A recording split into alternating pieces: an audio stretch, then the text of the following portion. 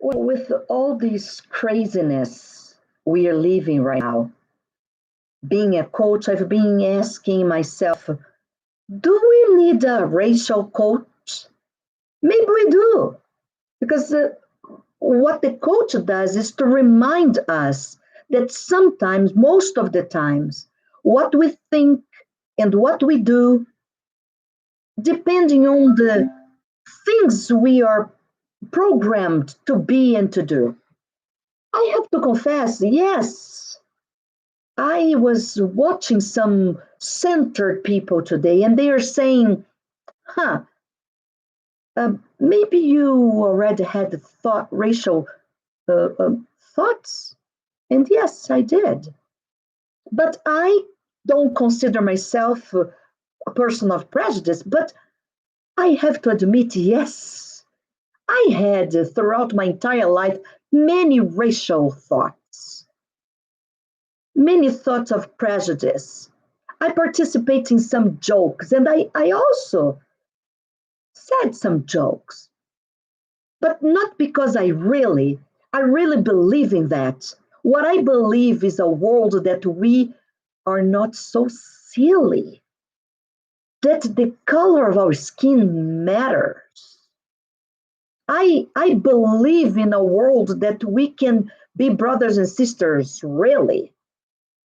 I believe in a world that there is no people that are scared when the police gets close to ask for documents, because in a split of a second they can lose their lives just because they have more pigment in their skin.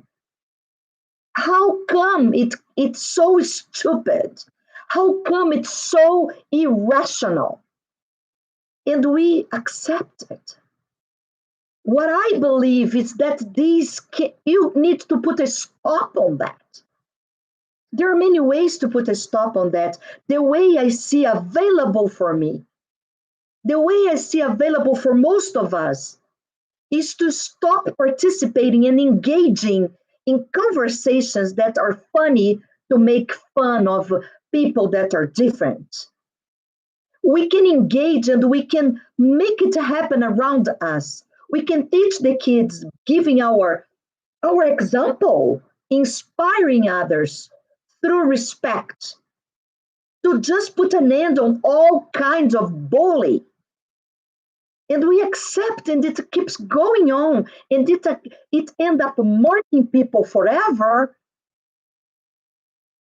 in a very negative way, blocking them to be who they came to earth to be, blocking them to be their 100%, their contribution. So it's time to put an end on that, and it's individual.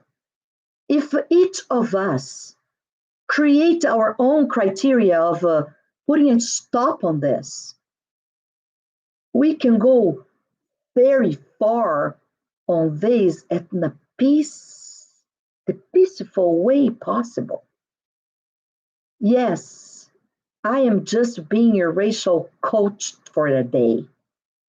And I'm just asking you to, when the programming comes, because we all have programming for many things, and we act and we think in ways that we kind of don't have control, but kind of we do. So I invite you all that believe in what I believe, that you want to put a stop on that you believe that this is not right. We keep saying it's not right, but we keep doing. We keep saying it's not right, we don't agree with that, but we keep accepting and somehow participating, passively or actively, but participating somehow. We need to put a stop on that. And sometimes some losses are necessary to wake up us out. Maybe this is one of them. Let's make this be the last of them. And we, instead of having that programming coming over our head and speaking through our mouth, and seeing through our prejudicial eyes, or we hear in a very racist way, we just control ourselves and dominate and transform, for God's sake, once for all, this kind of behavior, this kind of thinking, this kind of feeling. And if we all individually do our part, it will have an end. Let's make this be the last time. The very last time. Let's make this be in history known, not as one more that happened. Let's not make this one more of the 200 and some, but the last. Do you remember that case, that life, that person? That was the last time humanity, humankind acted in such an animal way. And because of that loss, the world learned something that's bigger than each of us. It's bigger than all of us. That's just to treat each other the way you would like to be treated. And be respectful and don't harm. And for God's sake, learn what love is, loving, being love, not talking about. That's my quote for today. My name is Katia Ferreira, and for today, I am your racial coach.